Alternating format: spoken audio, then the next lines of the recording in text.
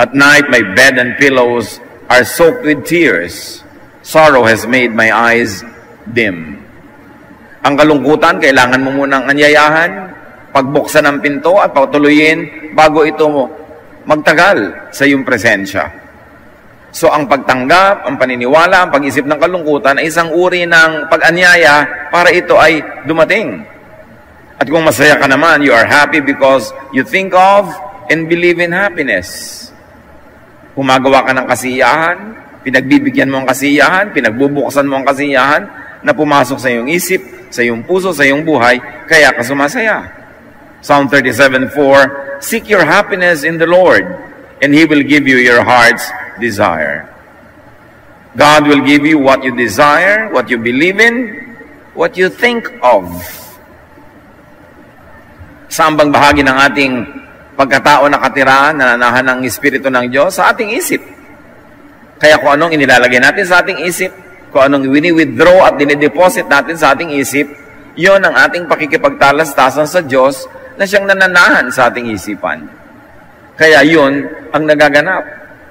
Kung negative thinker ka, magiging negative ang pananaw mo sa mundo, magiging negative ang nangyayari sa iyong buhay. Kung ikaw na may optimistic, positive thinker, positive ang pananaw mo, maganda ang iyong mga sinasabi, iniisip, at yun din ang magaganap sa iyong buhay. At sinabi na nga sa atin, true happiness is in the Lord and not in things that perish. And the Lord is in our hearts, really meaning our minds. Therefore, happiness is in our minds. And if you think that the Lord doesn't want you to be happy, and you ascribe your loneliness to God, then your thoughts will be that of sadness, then you will be sad in your heart, and you will be sad in your life. Interchangeably, ginagamit yung heart and mind, but really, technically and clinically, it's the mind. Yun naman talagang utak ang nag-iisip. So seek the value, seek the true source of happiness, channel energy towards that source of happiness, and receive from that source of happiness, who is God. Kaya iniluluklok natin ang Panginoon sa ating isipan. Sa matalinghagang paraan, sinasabi natin sa ating puso. Pero yung puso naman is nothing but muscles that pump blood. Hindi naman niya nag-iisip.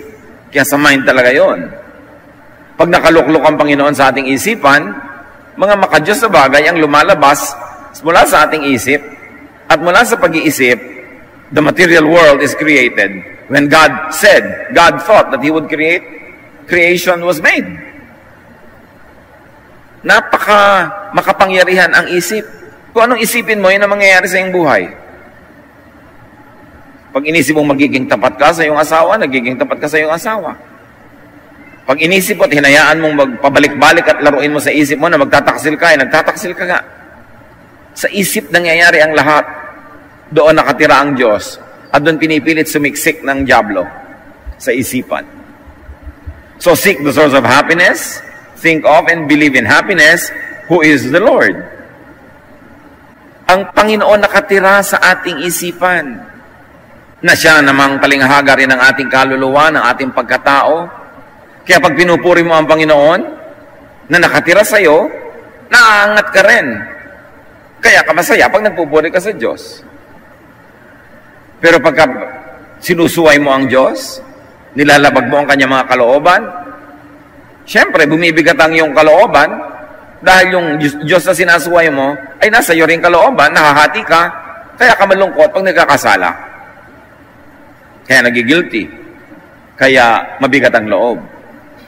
Kaya pagka bigay ka sa praise and worship, gumagaling ang iyong sakit, gumagaan ang iyong pakiramdam, sumasaya ka, kasi yung Diyos na pinupuri mo ay nakatira sa iyo. Pwede mo ba siyang itaas na naiiwan ka sa baba? Di siyempre tataas ka rin. Pero pag ibinaba mo ang Diyos, tinapakan mo siya, tinungtungan mo siya, nilubog-lubog mo siya, kasama ka rin lumulubog at natutungtungan, kaya nalulungkot ka at tumatamlay pagka hindi mo binibigyan ng Diyos ng kasiyahan. Ano man ang gawin mong trato sa Diyos, trato mo sa sarili mo yon, kasi nakatira sa iyo ang Diyos. Kaya yung mga lumalayo sa Diyos, lumalayo din sa kanilang sarili, sa kanilang kalooban, sa kanilang mga pagpapahalaga, kaya sinasabi na parang ang layo-layo sa akin ng Diyos. Ikaw ang lumalayo sa sarili mo kasi pag inilalayo mo ang Diyos sa sarili mo, kasama kang nalalayo dahil nga nakiisa na sa iyong espiritu ang Diyos. Kaya napakahalaga yung mapagbigay ka sa Diyos, para masunurin ka sa Diyos, kasi yung sarili mo rin ang nagbe-benefit noon. It's all in the mind. So it's very important to live according to the will and teachings of the Lord, para hindi mo suwayin ang iyong sariling kalooban na nakiisa na sa kalooban ng Diyos. Dapat nating binabantayan ang ating pinaniniwalaan, ang ating inaasam-asam, because belief, wishes, and feelings are energy. Ang paniniwala, ang mga inaasam, ang dinaramdam, ang nadarama, ay may sariling lakas. Belief, wishes, and feelings are prayers. And belief, wishes, and feelings become your reality. Ang pinaniniwalaan mo, reality mo. Kahit hindi yan ang reality sa outside world. So pag naniniwala ka na nakakatakot ang isang madilim na kwarto pag gabi, pag nandun ka, matatakot na nga. Pero yung hindi naniniwala na nakakatakot ang madilim na kwarto, pumasok man siya doon, hindi naman siya natatakot. Kasi yung pinaniniwalaan niya ang nagiging totoo sa kanyang kalooban. Kaya kinokontrol natin ang pinaniniwalaan. Pinipili mo ang papakinggan dahil baka pag nakinig ka ng nakinig, maniwala ka nga, yung paniniwala mo ang magiging katotohanan sa iyong buhay. Belief, wishes, and feelings can be negative energy. Kaya pag lagi ka lang naniniwala na magwawakas na ang mundo mamaya, magugunaw na ang mundo, kakainin ka ng lupa, tatamaan ka ng kidlat, galit sa'yo ang Diyos, itatapong ka sa impyerno, lagi kang takot, lagi kang ninenervyos, kasi yun ang pininiwalaan mo. Kaya yun ang laging natidinig mo na turo, preaching, papasok sa utak mo at tinanggap mo, pinaniwalaan mo, you live in fear.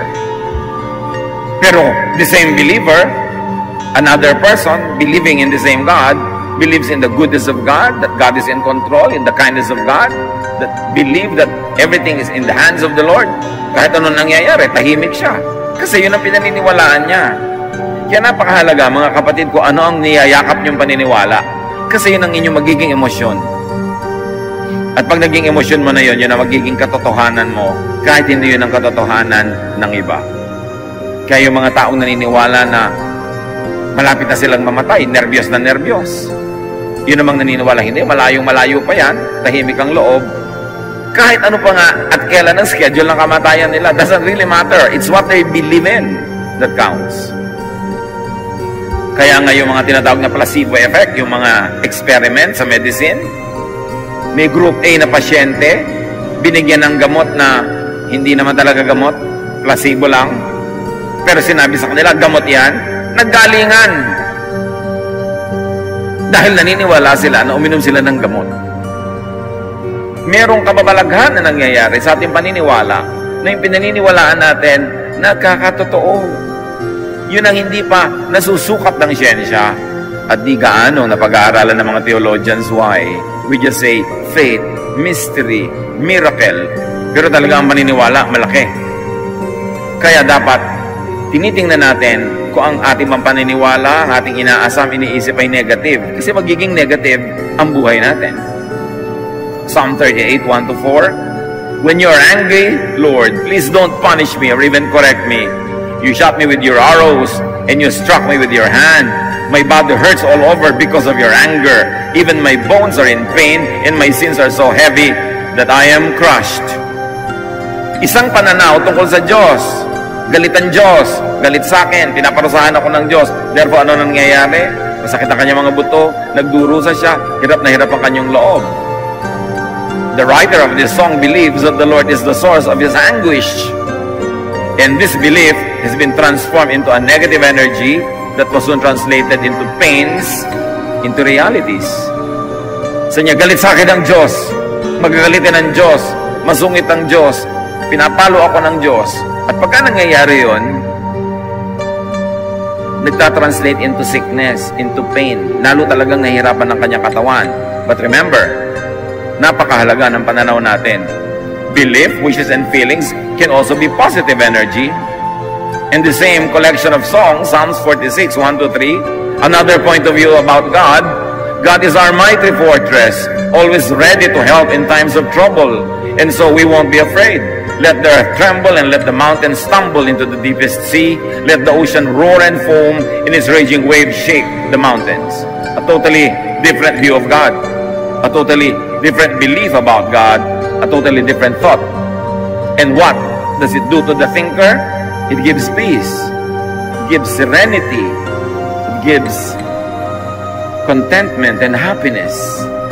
Even confidence. So anong pananaw natin na umiiral tungkol sa Diyos? Nagalit sa iyo ang Diyos o mahal ka ng Diyos? Depende sa pananaw na pinapalaki mo sa iyong utak, mabubuo ang iyong emosyon, maapektuhan ang iyong katawan, ang iyong kalusugan, ang buong buhay mo. Ano ang pananaw mo tungkol sa magulang mo, sa anak mo, sa asawa mo? Yun ang bubuo ng hugis ng relasyon ninyo o ng pakikitungo mo sa Kanya. In the second example about the point of view about God, the psalmist credits the Lord for His protection.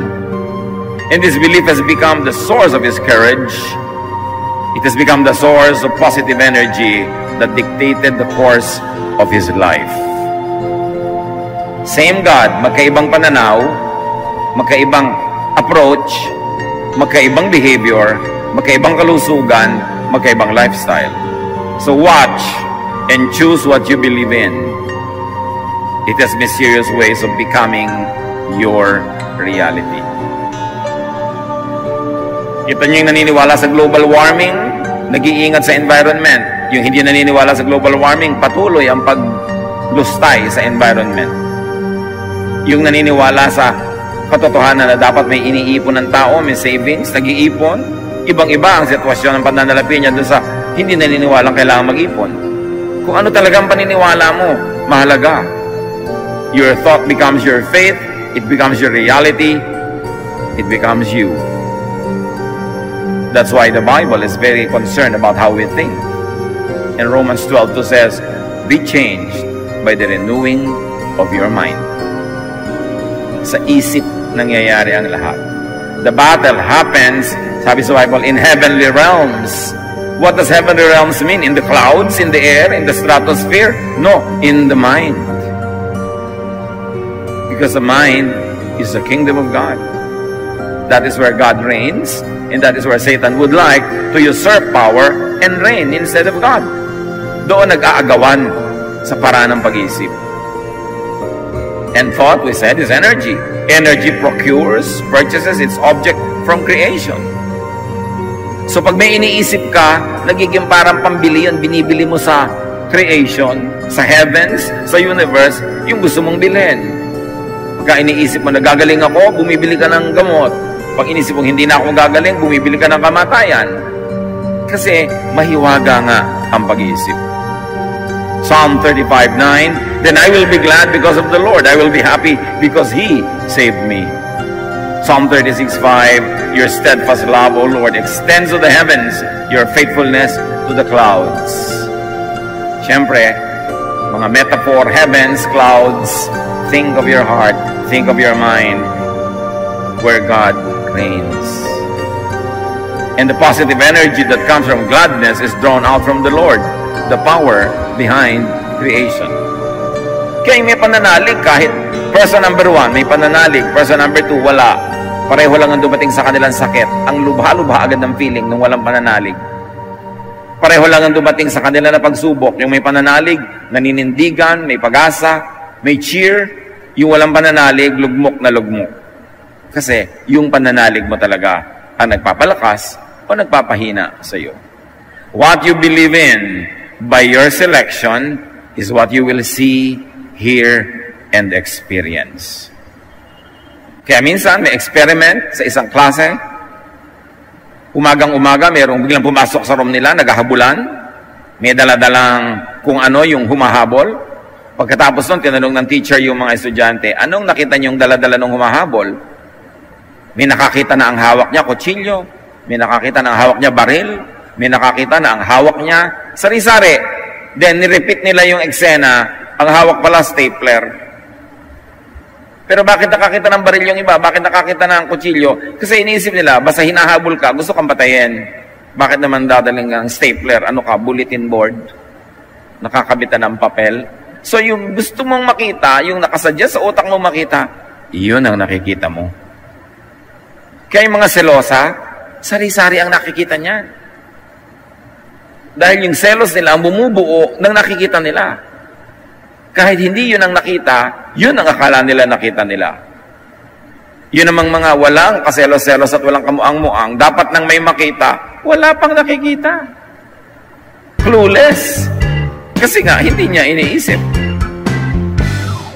Isang halimbawa ng pananalig at anong ginagawa ng pananalig, Matthew 8:2. Suddenly a man with leprosy came and knelt in front of Jesus. He said, Lord, you have the power to make me well, if only you wanted to. The leprous man chose to seek Jesus for healing, not the priests in the temple, who were the usual and traditional instruments according to their tradition. So, for him, belief in the power of Jesus to heal, sabi niya, if only you wanted to, that says a lot about him. Lord, sabi niya, kung gusto niyo lang akong pagalingin, mangyayari, kaya niyo. So, may pananalig siya, kaya siya lumapit. May pananalig siya, kaya siya nagsalita. Then the experience purchased by your belief will validate that same belief. May paniniwala siya, siya'y napagaling. At dahil napagaling siya, lalo siyang naniwala. At dahil lalo siyang naniwala, mas lalong lalaki ang mga paggaling na mararanasan niya. At dahil habang lumalaki ang paggaling na nararanasan niya, lalong lumalaki ang kanyang pananalig. Habang lumalaki yung pananalig, lumalaki yung nakukuha niya na pagpapala, palaki ng palaki. Pero subukan mong wala kang pananalig o maliit. E di maliit din yung makukuha mong pagpapala o wala. Lalong liliit ang pananalig mo. At habang lumiliit ang pananalig mo, lalong wala kang makukuha. Lalong hindi ka mananalig, negative cycle. So sa buhay natin, break into the cycle of belief, cycle of faith. Faith, that procures blessing from the heavens. Kaya pinapractice yan, sinasanay ang pananalig, para kung sa iyong pananalig ay makatanggap ka ng iyong inaasam, ay lalong lumaki yung pananalig, lalakas ang loob mong mas maniwala at mas magtangkang humingi ng mas malalaking bagay dahil lumaki na yung paniniwala mo na pwedeng mangyari yon. At pag nangyari nga, lalong lalaki yung paniniwala mo. It's a matter of practice. Did it ever occur to you that faith is also a matter of mental discipline? Pinapaniwalaan mo yung gusto mong paniwalaan, nagpo-focus ka doon, at inaalis mo lahat yung pwedeng makagulo sa iyong isipan. Sa pagpapatuloy ng kwento, Matthew 8:3, Jesus put his hand on the man and said, I want to. Now you are well. At once, the man's leprosy disappeared. The faith placed by the leprous man on Jesus' power to heal made him well and was validated by his eventual healing. Dahil nanalig siya, gumaling siya. At dahil gumaling siya, napatunayan niya na yung pananalig niya, tama, lalo siyang nanalig. Ang ganda ng pupuntahan ng direksyon ng taong ito, huwag lang niyang biglang baluktutin. Then your strengthened belief purchases and chooses more of that same experience, the cycle that we are talking about. That's why faith grows. And the opposite is that unbelief also grows. So either patasang-patasang yung pananalig o palubog ka ng palubog sa kawalan ng pananalig. These are cycles. Paikot-ikot, pero sa pag-ikot, may asenso. Pag tiningnan mo sa front view yung ikot, parang ganito lamang, pero pag nag-side view, papaganon. May ibang nararating pa. Mark 1:45, the man talked about it so much, yung pinagaling, and told so many people that Jesus could no longer go openly into a town. He had to stay away from the towns, but people still came to him from everywhere. Dahil sa pananalig ng tao na napatunayan, ngayon marami na siyang tinaniman din ng pananalig at gusto rin nilang mapatunayan, kaya nagkakagulo sila at hindi na magkaroon ng katahimikan si Jesus na pumasok sa mga bayan-bayan. Hindi dahil iniiwasan niya yung mga nananalig, kundi dahil iniiwasan niya yung mga usisero na gusto lang siyang usisiin, pero hindi naman talaga nananalig. And in the town, a cycle of believing and healing is set loose. Kaya kung may pananalig ka, kapatid, and you are very, very convinced of it, and you are convincing about it, many other people also begin to consider believing or actually believe only by the power of your testimony. Kaya dumadami ang mananampalataya. You expand the kingdom of God when you have more brains opening themselves to the power of God and to the possibilities of such wonderful things happening. That is why, sabi ng iba, believe and you shall see. Yan ang sinasabi ni Jesus. Eh yung iba, to see is to believe. I like to see first before I believe. You will never see. But you believe first, then you see. And when you see, then you believe more. And when you believe more, you will see more. Matthew 8:13, then Jesus said to the officer, yung tao na sinabi, pagalingin niyo po ang aking katulong na nasa bahay. You may go home now. Your faith has made it happen. Right then, his servant was healed. So a man went to Jesus and said, my servant is so ill. Can you make him well? Eh dahil siya naniniwala, sabi ni Jesus, umuwi ka na. Dahil sa pananalig mo, gagaling siya. Kita nyo, sabi niya, dahil sa pananalig mo. Hindi niya sabing dahil sa akin. Dahil sa pananalig mo. Yung pananalig mo ang bumili sa langit ng kagalingan. Your faith mobilized unseen forces and powers that now had made your servant well. At sabi, dahil nanalig, gumaling yung kanyang katulong. The officer first believed and then saw the healing power of God in Jesus Christ. In the scheme of things, do not doubt, only believe. Mark 5:36, Jesus heard what they said and he said to Jairus, don't worry, just have faith. Jairus' daughter was dying and so he fetched Jesus. Sabi niya, pumunta ka sa bahay namin at yung anak ko'y nag-aagaw buhay, pagalingin mo sana. Then dumating ang mga mensahero galing sa bahay niya, huwag mo nang abalahin ang teacher, patay na ang anak mo. Sabi ni Jesus, huwag ka mag-alala, manalig ka lang. Ang totoo ay namatay nga yung bata, pero dahil nanalig yung ama, nabuhay muli yung anak. Worry or believe, it's your choice. Believe or worry. Pero hindi pwedeng you believe tapos you worry. Or you worry and then you believe. One half faith is a one whole nonsense. Dapat buo. At siya ay nanalig, kaya niya nakita. Without faith, nothing will happen. Nothing out of the ordinary is what we mean. Nothing miraculous. Matthew 17:20-21. When his disciples could not accomplish something that they had to accomplish, they asked him why not. And Jesus replied, it is because you don't have enough faith. But I can promise you this, if you had faith no larger than a mustard seed, meaning very small, kahit konting faith lang, you could tell this mountain to move from here to there. And it would. Everything would be possible for you. To say it in the negative, nothing is impossible for you if you believe. Your thought and your mind, your faith is the limit. Sabi niya, believe, nothing will be impossible to you.